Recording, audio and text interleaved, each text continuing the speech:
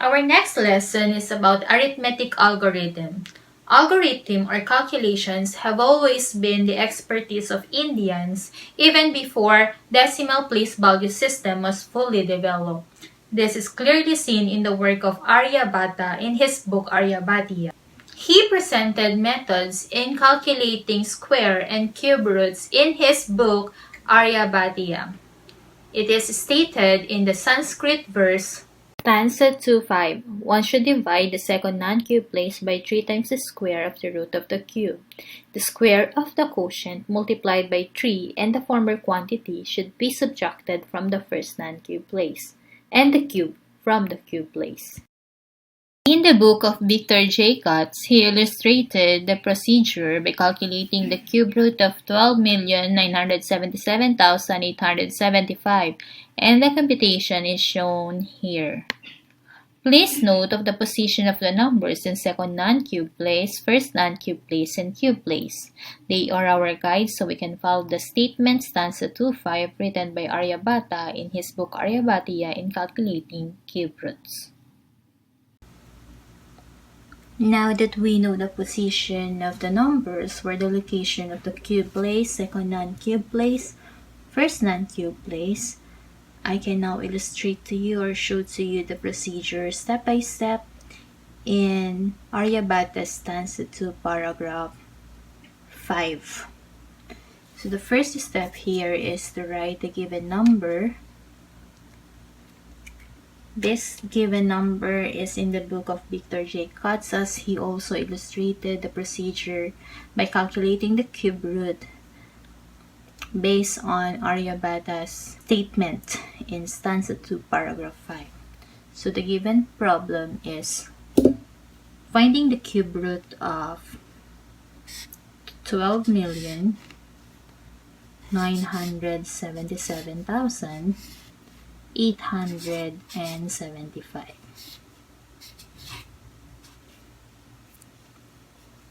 The first step actually is to look for the largest cube less than 12 in the millions place.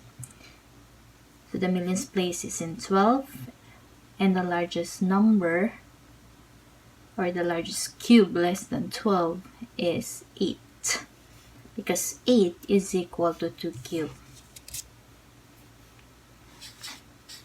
Let me write that here in our extra sheet of paper. That is actually 8, because 8 is 2 cubes, giving us the first quotient as 2, because the cube root of 8 is 2. The next procedure here is to subtract 8 from 12. That gives us the answer 4. Bring down 9,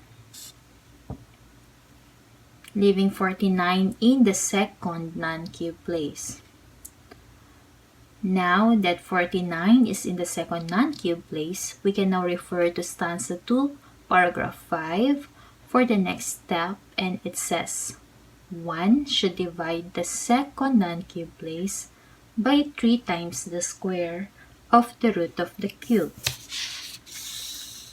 So I repeat, it says 1 should divide the second non-cube place, which is 49, by 3 times the square of the root of the cube. So the root of 8, the root of the cube 8 is 2, and its square is 4. So 4 times 3 gives us the answer 12. Now I will write 12 here.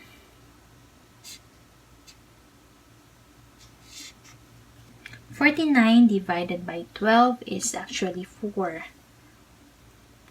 But 4 seems too large, so we take 3.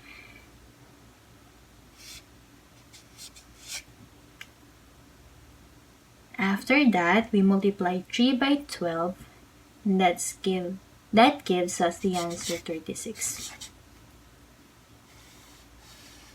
36 is then subtracted from 49, so that is 3, 1, bring down 7. So 137 now is in the first non-cube place. Now we refer to stanza 2, paragraph 5 for the next step. And it says the square of the quotient multiplied by 3 in the former quantity should be subtracted from the first non-cube place. So let me write that. So 137 is in the first non-cube place. So we have to do what it says in the stanza 2-5.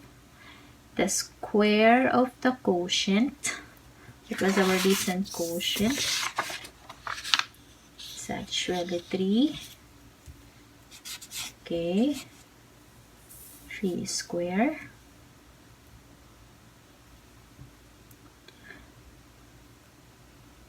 Multiplied by 3 and the former quantity, which is 2. So that is 9 times 3 is 27 times 2, 54. So I will write 54 here. 137 minus 54 is, this is 3. This is actually 8. Bring down 7.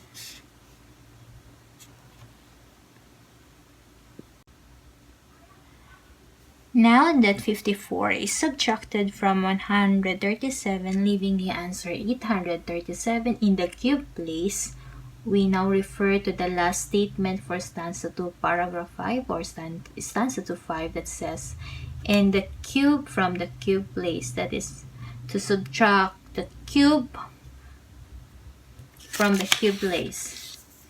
So the recent quotient is 3 and its cube is 27. So we'll subtract 27 from the cube place, which is 837.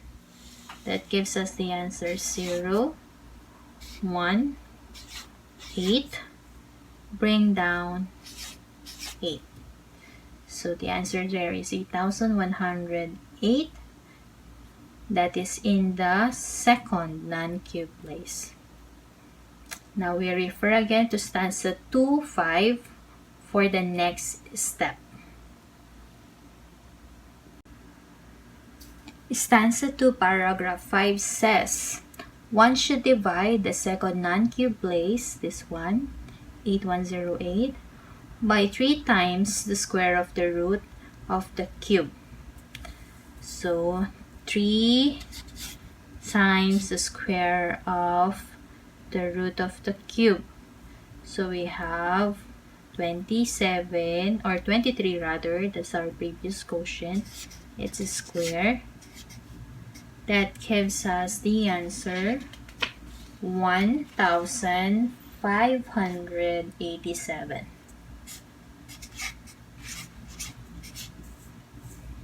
Okay, so we have to divide it by 1587.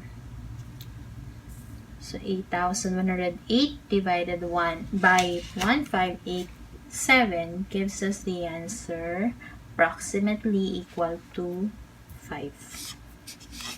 Now I need extra sheet of paper here to continue the solution.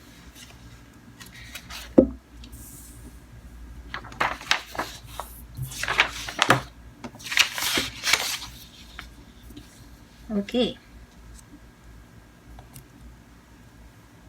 So 5 times 1587 is actually equal to 7,935. So we'll have to subtract this. Gives us the answer 3,